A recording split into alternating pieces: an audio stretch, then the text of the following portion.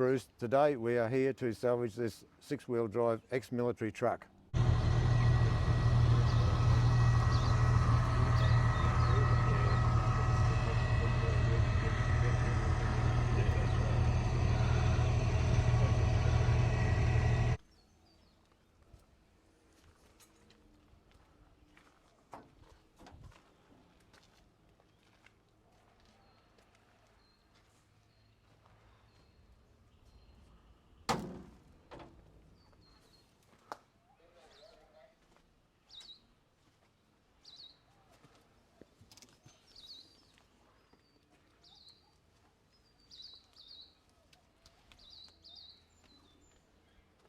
These normally come out with a petrol engine, but this one has got a 6354 Perkins diesel engine in it.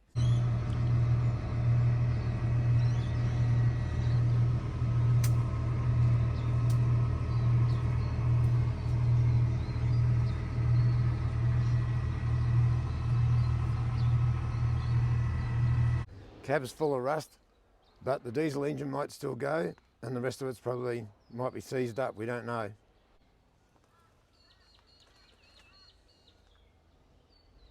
They must have even used a crank handle when they got desperate. It's got a place here to put a crank handle in, which is pretty rare.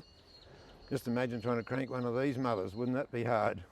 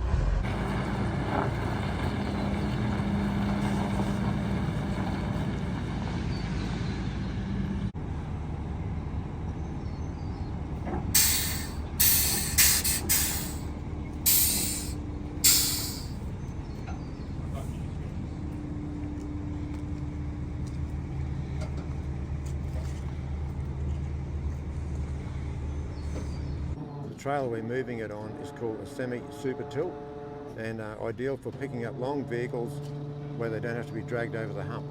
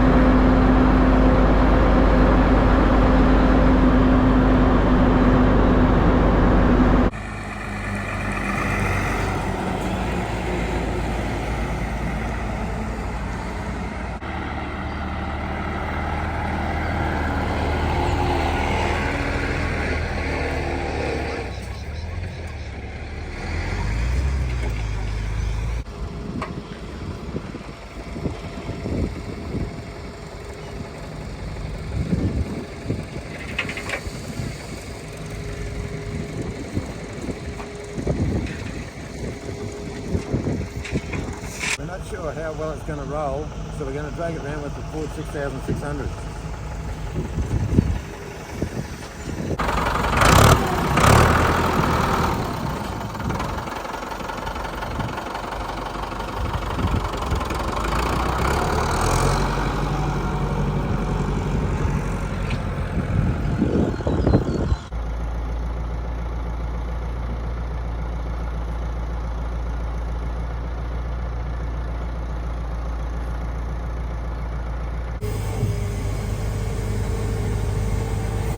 Well, we're working on the old six-wheel drive ACO at the moment, and we've got it home okay. Everything didn't fall off the truck or anything, and we pumped up some of the tyres that were really flat, because I thought if we tow it around near our shed, we'll probably pinch the tubes in the tyres, and then we'll be up for a lot more work. so the valve stems and everything were pretty beaten about. So anyway, that's where we are here now. So we're just going to pull the dipstick and see if it has got oil in it. And everything's very filthy inside here and everything's very rusted up. So I'll just pull the dipstick and see what we've got.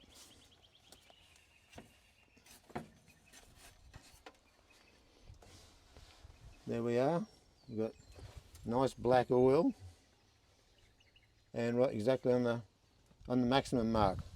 So that's a good sign. So the next thing will be we've stuck our battery in it, and we're going to see if we can get the starter motor to work and try and turn it over. We won't put water in the radiator now because that's a trap for new players. You fill the radiator up, next thing it's got a leaking Welch plug or water pump or hose, and there you are laying underneath trying to make the starter motor work with all this mud and water dripping down on top of you. So we won't fall for that trap. We'll just see whether it will fire or it'll turn over. With all these old trucks, there's usually a bit of vermin. There can be rats or mice or anything that take up residence, and of course wherever you've got those sort of critters, you've got snakes coming along for a good feed. And I see this one's got the snake skin's already wrapped around the injector pump down here. Looks like the snake skin's been wrapped around over here for a long time. I don't know whether you can see that. See the snake skin there? Obviously we don't know what sort of snake it was. I hope he's moved on. I hope he's jumped up on the way home when the truck was mobile along the road. I see this lever on this looks like it is the throttle, but looks like it's just totally seized on the side of the injector pump. And that might be a bit of work to get that free again. The next thing we'll probably do is we'll try vacuuming around here because it looks like there's dirt laying around there. And what we'll do then, we'll undo the clamp and we'll vacuum around here to suck any dirt off so it won't go into the engine. Pull this off, and who knows, it could be a rat's nest or something sitting in here, and we don't need that to be sucked in into the engine, or dirt or whatever could be laying in here, because that is pointing up in the air a bit. There's bound to be some dust or dirt in there.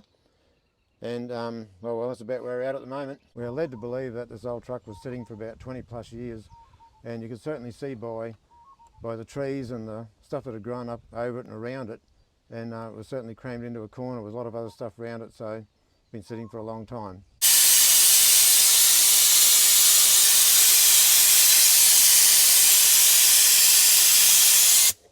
Right, now we can be sure we can pull that pipe off and dirt and dust which won't go straight back down on the intake.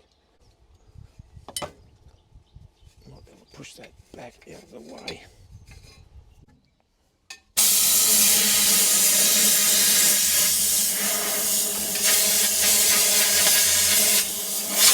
Right, we know that's done. Put this pipe back up now. Right. Screwdriver, let's snip that back up a tick. Right, I suppose the next thing we should do is either see if it'll turn over or get some fuel. Maybe get some fuel to the injector pump and make sure we've got diesel in the injector pump. Otherwise, if we try and start it while the pump's dry, it might seize up, or whatever's inside there might stop working. We'll be in big trouble then. A lot of these old trucks can have water and rust in the tank, and so we're going to rig up an auxiliary tank, probably, you know, it's just a small 10-litre tank with fresh diesel, hook that up to the line, and we'll try and flush out the old diesel right through the injector pump until we get fresh diesel coming out. We're forcing diesel up into the injector pump to make sure that it has got clean diesel there, and hopefully that will lubricate the pump so it won't jam up. Yeah, we've rigged up a hot wire to the starter motor with a little button on the end of it, and we've also got fresh fuel to the injector pump, and we don't know whether we're going to have to crack the injector lines on the injectors at the head yet, but the system was quite dry. Actually, it took quite a, you know, it probably took a couple of litres before it even had fuel coming out of the injector pump, so it's probably a real good thing we got fresh fuel through to the injector pump first. We're ready to go. I've got the button in my right hand here. Contact. What a joke.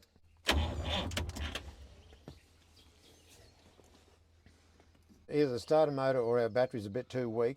It is turning, but it doesn't want to spin it over, so we're going to try and rig up a second battery or a different battery and see if we can get something with a few more herbs to make it spin over, and then see what happens.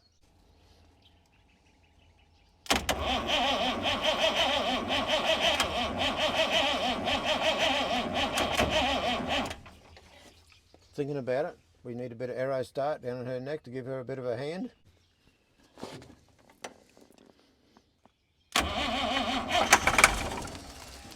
It's fired on the aero spray, so we're going to go through and crack all the loosen all the injector lines off to see if we can get diesel coming out of the injector lines.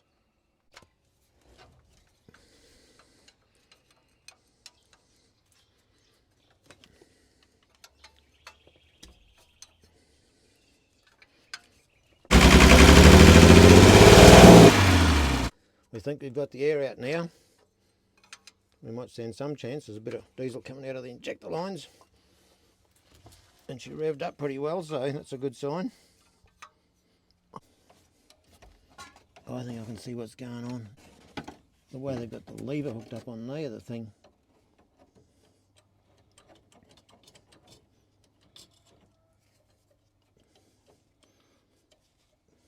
We think the people that have had this machine have somehow they've got the throttle lever right beside the stopper lever.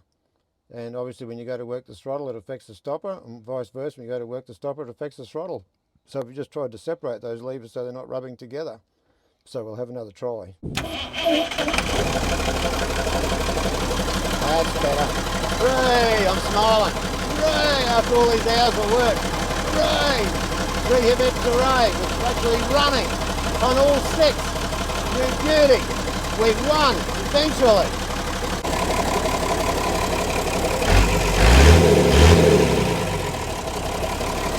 Really big day, and when I really looked at this thing this morning and had a good look at it, I thought it may never go again. This thing looks such a sad case. I thought, nah, we might be just biting off more than what we can chew here, but we persevered and we won in the end. We went the long way round, but just imagine that was a big part of the problem, is the throttle was failing on the stopper. I don't know how people could have driven this thing or how it could have run in the past.